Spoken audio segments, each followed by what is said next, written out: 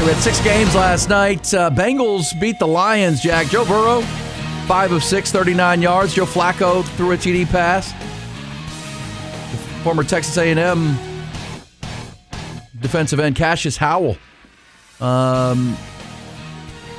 recovered a fumble that led to the Joe Flacco touchdown pass, which was a highlight, I guess. A touchdown pass to Jack Endries. Jack Endries, yeah, the former Longhorn up in there. So this is where we're seeing some of these guys deliver. How about Mike McCarthy? Steelers debut in Pittsburgh. They beat up on the Packers 28-9. I guess the headline there would be Drew Aller, their third-round pick. He was the better quarterback over Will Howard.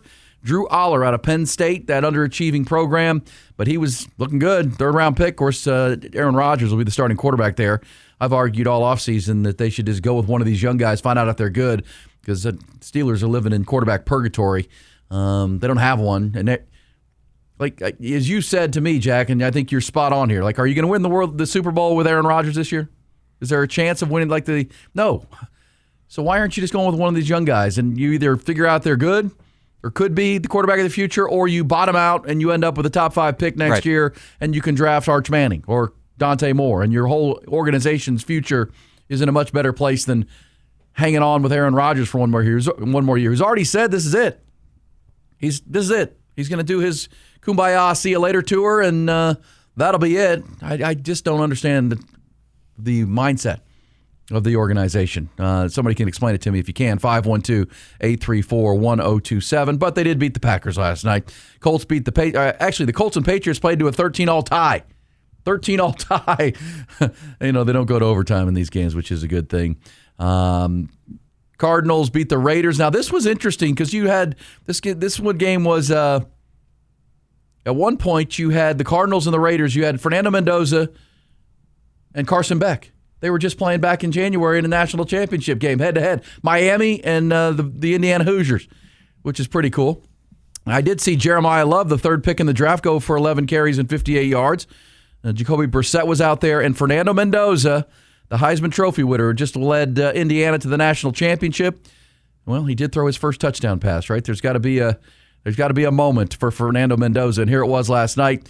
His first touchdown pass as a pro. This game, Mendoza, quick throw, low, and it's caught! The Mandalorian with his first Raider touchdown, and it goes to Dak Prescott. There it was, Fernando Mendoza, first touchdown pass. Got into a bit of a rhythm, played okay in that football game. He's going to work with Kirk Cousins. Kirk Cousins is going to be the starter until Mendoza is ready to take the seat. And then last night, it was good to see Kyle Shanahan back on the 49ers sidelines. Titans beat the 49ers 19-13. Carnell Tate, Kedrick Falk both started for the Titans. There were a couple first-round picks that they had. So, again, there's early football returns. Broncos play the Falcons tonight, Buccaneers and Jets tonight, and then the Dolphins and Commanders. And then tomorrow, you got a full Saturday card. Got 3 games at noon, including Panthers and Bills. And then the situation will wrap up tomorrow night. The schedule will wrap up, I should say, with the Cowboys and Seahawks. That'll be on NFL Network. But I'm assuming you're going to see it on CBS here in Austin. You'll see that game. Also, middle of the afternoon tomorrow, the Rams and the Chiefs. How about that? I'll take that game at any minute in the regular season. Matt Stafford, Patrick Mahomes, but you're not going to see anybody. Rams, Chiefs. Certainly not going to see Matt Stafford or Patrick Mahomes. No. But again, it's on. You just look up and the TV's on and there's football being played. It's kind of good. And Cowboys and Seahawks coming up. But among the things to watch for the Cowboys game here in our opening tip, can I play you something, Jack? This was from the Cowboys flagship radio station. They were talking about what the storylines are to watch. And in these games, you're not going to see a lot that you can take from it. But, we went into the camp, and there's been a lot of positivity, camp harmony for the Cowboys. And one of the things we talked about, who's going to be the backup running back behind Javonte Williams. Javonte Williams is going to be the starting running back for the Cowboys. Had over 1,000 yards last year, double-digit touchdowns. He's part of that high-powered offense. But this is Nick Eatman. Nick Eatman covers the Cowboys for DallasCowboys.com. He was on the flagship radio station 105.3 The Fan yesterday. And one of the things we talked about this week was Jaden Blue, the former Longhorn, trying to make his way onto that team. And they want him to be the number 2 running back. They want him to be the guy behind Javonte Williams. But here they are talking about the fumbles. This guy had a fumbling problem at Texas. It was the thing that kept him off the field for Steve Sarkisian and being a reliable every down back. And here he is in the NFL, a pro now, and it's still a problem. Here's Nick Eatman talking to the guys on 105.3 The Fan about the backup running back.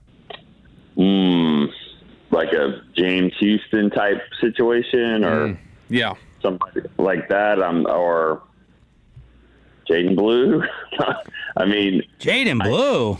Well, the running back. I mean, like he needs to play. He needs to play and get carries and hand the ball back to the ref. And I mean, like there's things that he needs to do. That running back situation is very, very. That's as wide open as it can get. Has Jaden Blue, though, has he just had like a couple of really big splash plays? And would you say that qualifies as having, the second best running back camp out there? If you even have Javonte ahead of him, like all the big 40, 50-yard splash plays seem to have come from Jaden. Yeah, no, he's made some plays, but then again, Will Parcells used to say it all the time, no running back's worth fumbles. Not any running back is worth a fumble. No running back is worth fumbles, and there it is, continues to be his issue. And Nick Eatman went on to say, Jack, that the backup running back for the Cowboys may not be on the roster right now.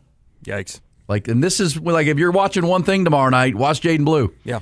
Because he has a chance to, if he can just hold on to the football. They like his approach this year. He's more mature. He's come to work. But you got to hold the football. And I think Nick Eatman said it right. Bill Parcells said it. No running back is worth fumbles. It's the most valuable. You're punishing the whole team. I mean, you can't do it. And so again, something to watch tomorrow night. Cowboys Seahawks. Seahawks' first home game since they won the Super Bowl last February. They'll be back at Lumen Field, and Jaden Blue can do a lot of good for himself, or he could.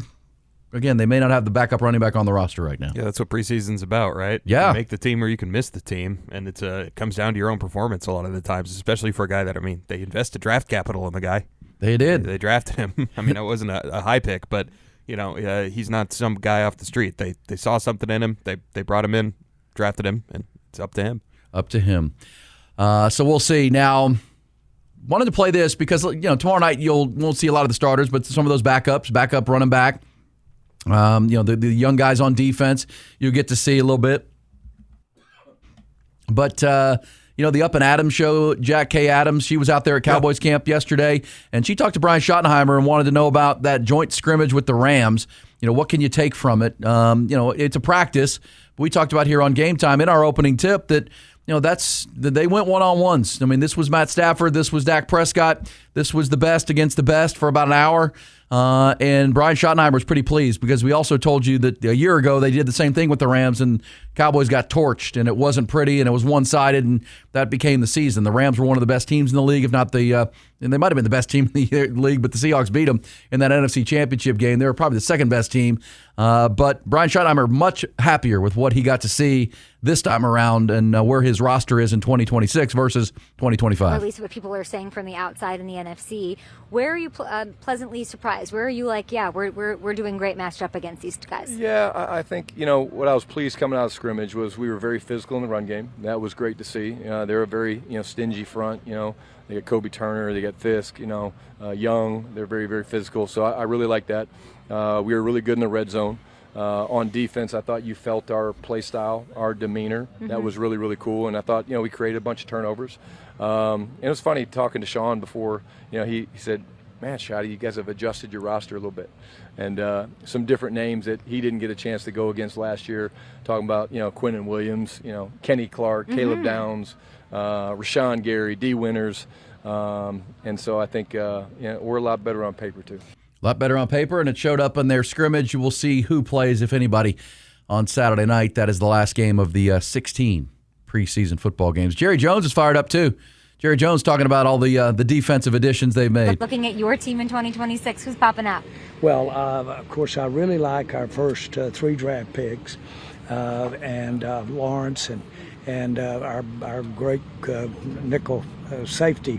But I think that because we've made such changes, totally changed our defensive staff out. Yes.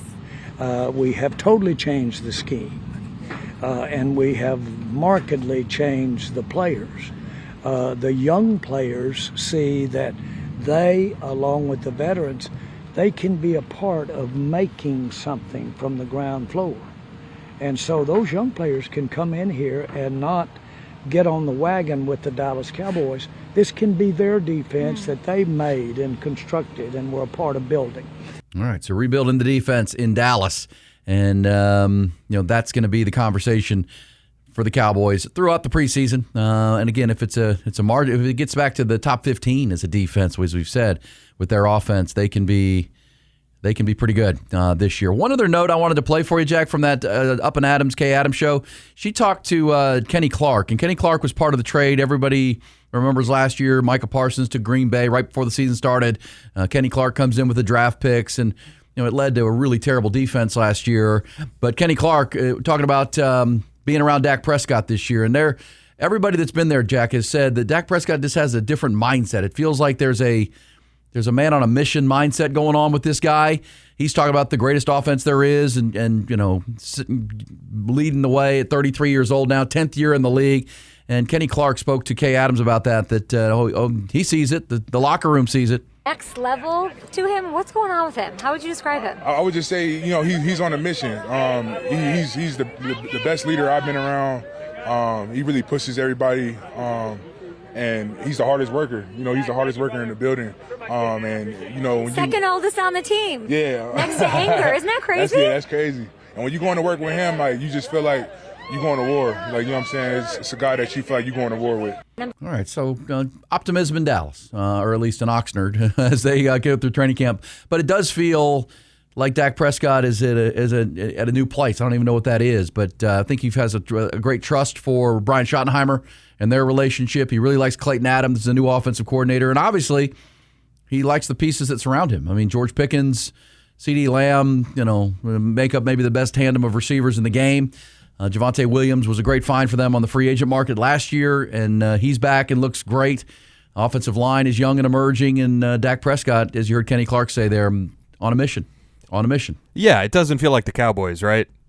I mean, it doesn't feel like the drama. We've talked about how drama-free the offseason has been, but there's no nonsense. It feels like they've got they've got old leadership and they've got young leadership, and I think it's just the mentality change. It's a different vibe, and I think that can be significant. Yeah, and to Brian Schottenheimer's credit, when he got the job, there was a lot of snickering about, oh man, he's this guy in the office. This is Dave Campo 2.0 or one of these Jerry Jones hires, and he didn't listen to any of it. He put his head down. I know we on this show.